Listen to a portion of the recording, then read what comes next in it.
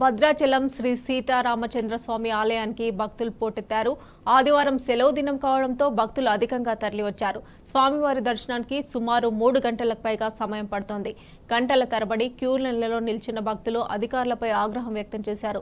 కనీస సౌకర్యాలు కూడా కల్పించడం లేదని భక్తులు ఆందోళన వ్యక్తం చేశారు. దూర ప్రాంతాల నుంచి వచ్చే వారికి టికెట్లు ఎక్కడ కొనాలో కూడా తెలియని పరిస్థితి ఉందని వాపోయారు.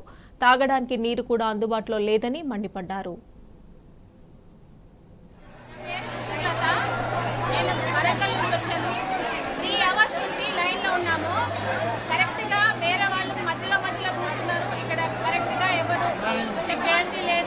చెప్పేవాళ్ళు లేరు, కరెక్ట్ గైడెన్స్ లేదు. అంటే ఇన్ఫర్మేషన్ ఇవ్వాలి కదా. సపోజ్గా దర్శనం 9 గంటల నుంచి స్టార్ట్ అయితే ఇన్ఫర్మేషన్ ఇవ్వాలి. మేము 7 నుంచి లైన్లో ఉన్నాము. ఎంత అంటే ఫ్యాన్ లేదు, వాటర్ ఫెసిలిటీ లేదు. మధ్యలో వేరే వాళ్ళకు కూర్చున్నారు. అక్కడ ఆపే వాళ్ళు ఉండాలి. విశాఖపట్నం నుండి వచ్చాను. నా కులదేవత శ్రీరామచంద్రుడు. అయోధ్యలోను ఇక్కడికి వచ్చాను. ఇక్కడ పక్కనే ఎక్కిన పక్కనే జిల్లుడు మొక్కలు, మట్టి గిట్టి అంతా ఉంది. నడిచి తోవాలని ఫ్యాన్లు లేవు, స్నానాలు కట్టారు, బాత్రూమ్లు లేవు. మరి ఏం మెయింటైన్ చేస్తారు రేవంత్ రెడ్డి గారు నాకు అర్థమవుతలేదు. అది దయచేసి ఇవన్నీ మంచిగా చేయాలని. ఎంతసేపు అవుతుంది లైన్లో నుంచి?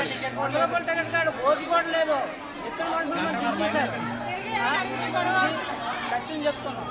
ఏమన్నా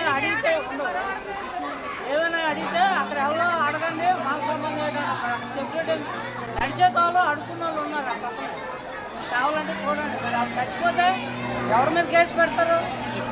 ఈ నడిచే తోలను ఆవిడ అక్కడ అంత అవసరమా? నా పేరు యోగేష్. మేము హైదరాబాద్ నుంచి వచ్చినాం. ఇక్కడ రాగానే అసలు అనుకోలేదు అంత పబ్లిక్ ఉంటుందని, వస్తామని. కాకపోతే చాలా రష్ ఉంది. మేము ఇక లైన్లో నిలబడే గంట అవుతుంది దగ్గర. ఇక కిందేమో కొట్టాడుకుంటారు, సరిగ్గా ఫెసిలిటీ లేదు.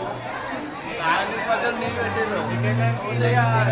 సర్వదర్శనం అన్నప్పుడు ఉంటుంది, ఇక మరి దూరం ఉంది. టికెట్ ఉన్న వాళ్ళకి 9 వదులుతున్నారు, ధర్మదర్శనం వాళ్ళకి స్లో వదులుతున్నారు. ఇంకా 2 అవర్స్ నిలబడి కన్నా మంచిగా లేదు, నీళ్ళు లేవు, వాటర్ లేదు. మేనేజ్మెంట్ ఇంకా పెరగాలి, ఇంప్రూవ్ అవ్వాలి మేనేజ్మెంట్. मेरा नाम विनोद है। मैं वारंगल से आया हूँ। सुबह के 7 बजे से लाइन में खड़ा हूँ। बहुत तकलीफ हो रही है। बार बार पट बंद हो रहा बोल के बोल रहे, चालू है बोल रहे, कोई बराबर